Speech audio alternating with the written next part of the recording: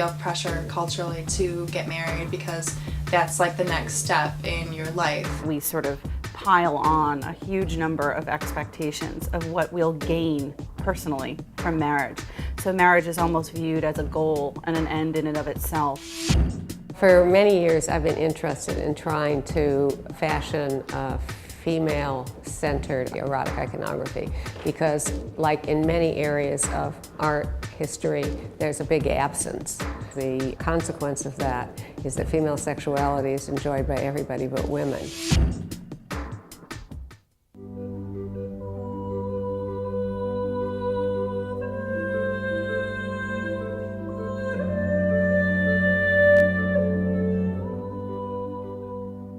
We've been taught since we were very young girls that we would be swept away by a prince and he would become our husband. The highest commitment in our culture is exemplified by marriage. Marriage, for me anyway, it's the ultimate relationship of, friendship, of love and trust. Wifedom has traditionally reflected women's position in society, and until this century, that was not a position of strength. The way marriages are depicted within any society is a reflection of that society's values. Wife is not what you make it, it is a social role. But what that role is, what the script for that role, has to vary by woman and in terms of individual need.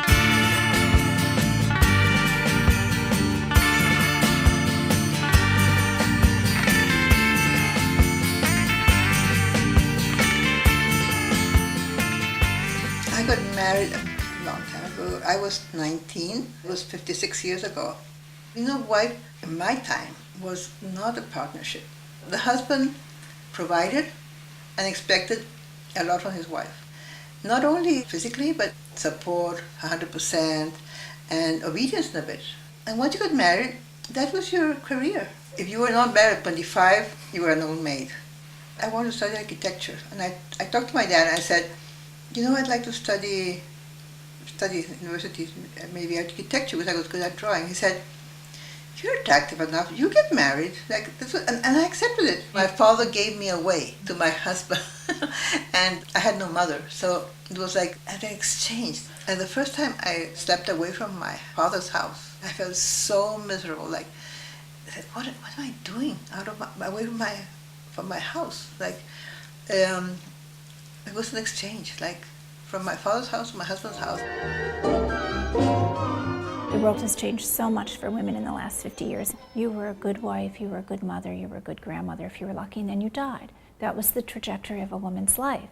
Marriage has traditionally been designed for economic and social reasons, but primarily economic. So it had different purpose from what marriage does today, in which it's about, are we happy, and does he listen to me, and does she understand me? Do we share common interests? I mean, these are very modern things. Personal satisfaction ranks very high in a Western marriage.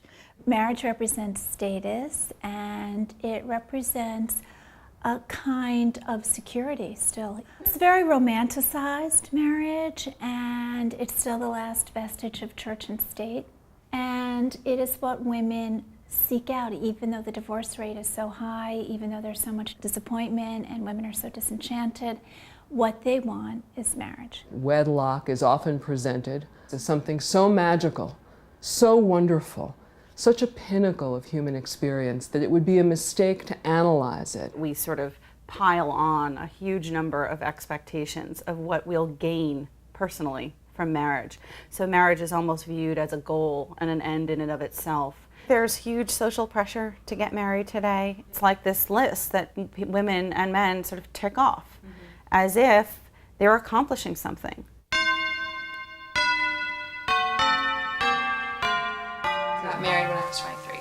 You feel pressure culturally to get married because that's like the next step in your life, and where are you going, when are you getting married? Everybody asks you that. There's somewhat of an idea that if you haven't found a man by a certain age, especially as a woman, then you might not be successful in a way. Very often, a young couple will focus way more on the actual wedding than on the marriage that will then follow it, on the one day rather than the 50 years, hopefully, theoretically, that will follow. It's kind of fun to get married just for that day, but then you have to deal with the marriage. I wish you the best in everything, in your life together. I hope you grow together in love, in your emotional life, your spiritual life, every which way. Love is the strongest. Do you want to spend the rest of your life with Bob? I don't know. I think that depends on if we continuously grow together, and if not, then I guess it's not going to happen. But can't predict the future. I'm currently trying to separate from my husband.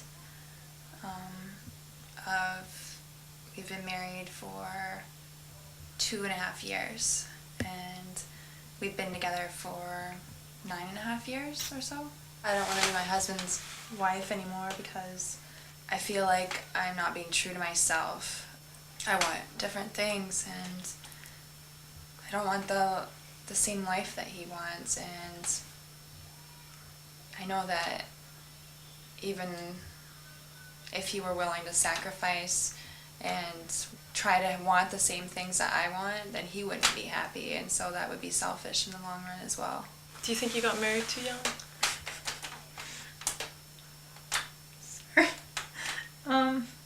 Yeah.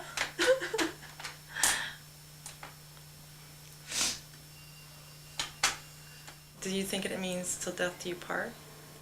Maybe it could mean till death do you part, till death, like if you're dying inside. Like I felt like I was dying inside.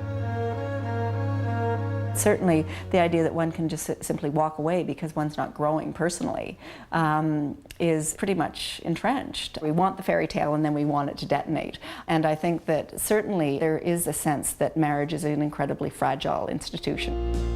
What we need to do is rethink matrimony, both as a concept and in practice, because at the turn of the last century, people got married at an average age of 22 and they lived to an average age of 49. So a marriage lasted, for 15 or 20 years, and then somebody died and it was over. My hope would not be that people have a series of marriages and have a starter marriage and then a childbearing marriage and a late years marriage, but that people would get married more intelligently and a little bit later. Because I got married when I was older and I had some significant long-term relationships, and I dated and I'd been on my own, I'd sort of done everything but get married. I felt like I really had the experience to know, who I was and what I wanted and how I really felt about somebody. With James, it was just clear. What makes a marriage good probably differs from couple to couple, but to me, it seems essential that it has a good, sounds cliched, but a good foundation to begin with, and a shared kind of value system. And you kind of want to go through the world in a similar way, and that there's somebody that you really love hanging out with. I mean, I actually think that is like a big part of marriage that sometimes when people get caught up in the more romantic kind of fantasies of it, that they overlook a little bit. But to me, it's like, I want to be able to just like hang out with this person and love being with them. For me, it is making a commitment that you will spend your life with this other person in every way. Your emotional life, your intellectual life, the plans that you make, your finances, your families, all of the different aspects of life are going to be, joined together in some way. It's a very difficult relationship, and it's not going to just be magic because you love the person. Real life isn't like that.